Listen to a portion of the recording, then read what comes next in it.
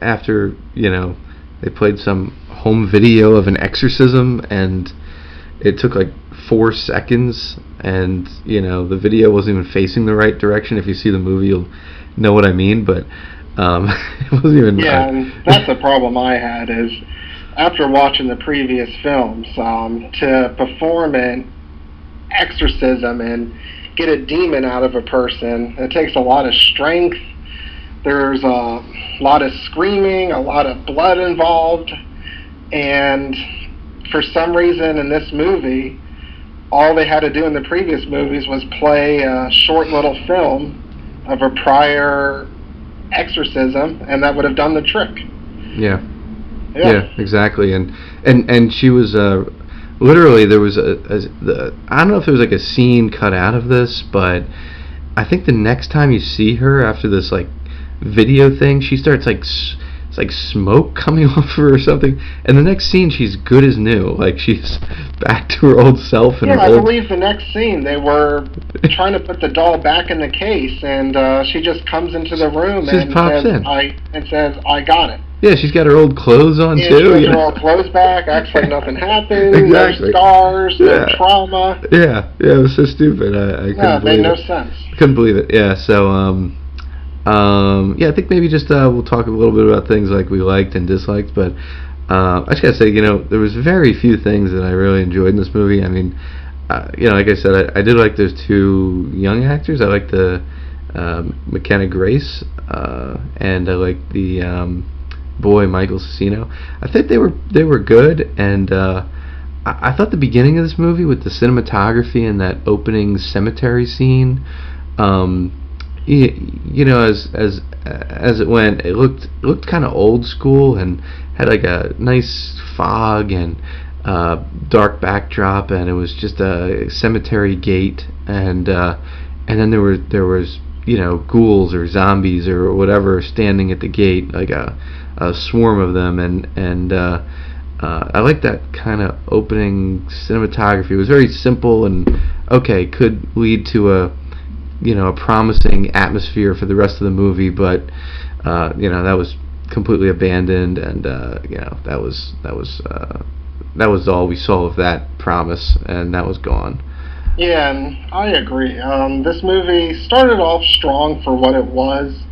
You see the Warrens driving in their car with the doll, and then they pull up to a cemetery, the car breaks down, you see the ghost, and you think, okay, this is going to be a creepy movie. The doll's going to come home, and then real sinister stuff is going to start happening to the Warren family. Yeah. And unfortunately, it never happens. The movie takes a while to build up. Mm-hmm.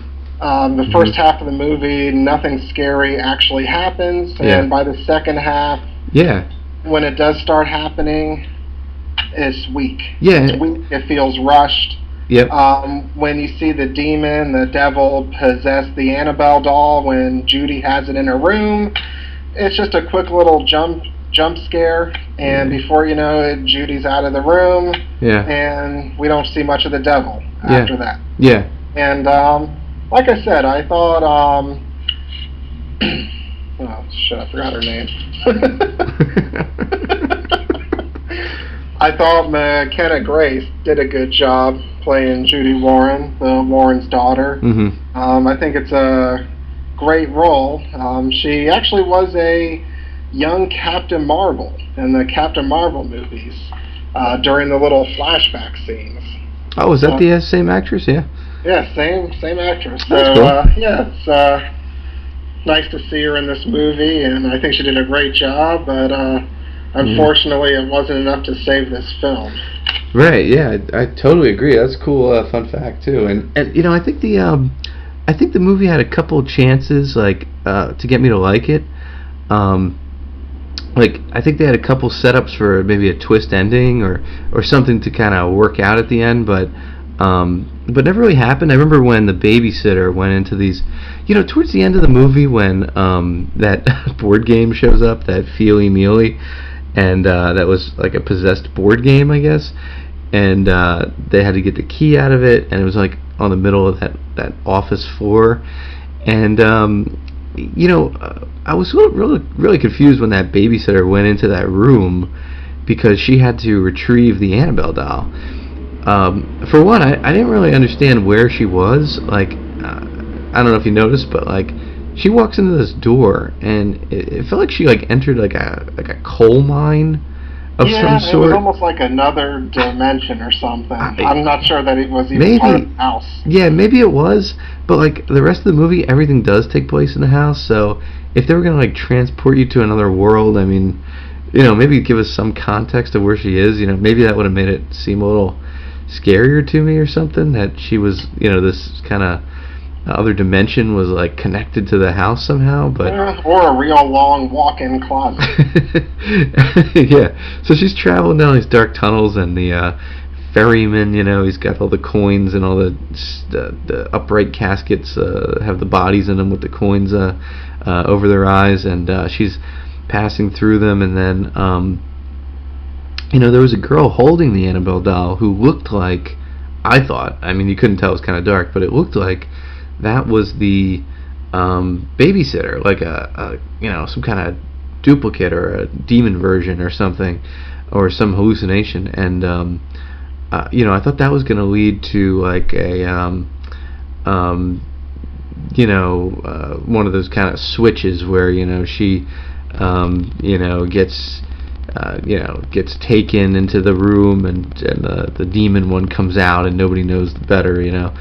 Yeah, and I thought the same thing was going to happen, just because in the previous 6 movies, in a handful of them, that's exactly what happens. You have one character going into a dark room, the door closes in back of them, they come in contact with a demon, next thing you know, they walk out of the room, and they seem fine, but there's something off. Yeah. And I thought that was going to happen also with the babysitter, but it never did. Yeah, like it was an she exchange. Ends up just getting the doll, and she's on her way. Yeah, it seemed like it was going to be an exchange. Like she was going to, Annabelle was going to come out, but it was going to bring her demonic, like doppelganger kind of girl with her, and trick the outside world, because they're all alone. Right. And then. But then the whole movie kind of felt like, Ferris Bueller's Day Off, where, Ferris is just trying to rush home before his parents get there, and, it never felt like there was real danger. Like they're just trying to get home so they don't get grounded or something. They're like, we better get all these demons back on the shelves before mom and dad get back, or we're gonna be in trouble. And that's all it kind of felt like. It never really felt like there was danger, and. No, and that's all it was. Basically, at the end of the day, this was a movie where kids were home alone in a house, and they got into stuff they shouldn't have, and they want to make sure their parents don't know by the time they get home that they touched all their personal belongings. Exactly, yeah. That's all it was. And I'm disappointed, just because the prior movies always had some sinister, deep explanation to the demonic possessions, and there was always something dark and unsettling to them, where this was just more of a fun, lighthearted, not so scary version of the Annabelle series. Yeah, so basically this movie, the moral of the story is to follow the rules. And if there's signs that say don't touch it. If a sign says do not enter, don't enter. And I felt that this movie was just telling kids to follow the rules. And that's where the movie fell flat for me. I wouldn't really, if we had to, I wouldn't really recommend it.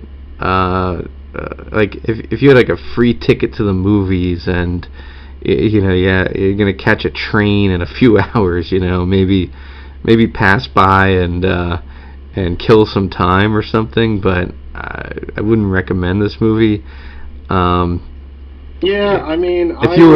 If you were also like a diehard fan of like Conjuring series, like maybe see it just to complete the collection or something, but that's really just to get it over with, but it's definitely not something I would recommend to. No, that's what I would say. I mean, if you were a fan of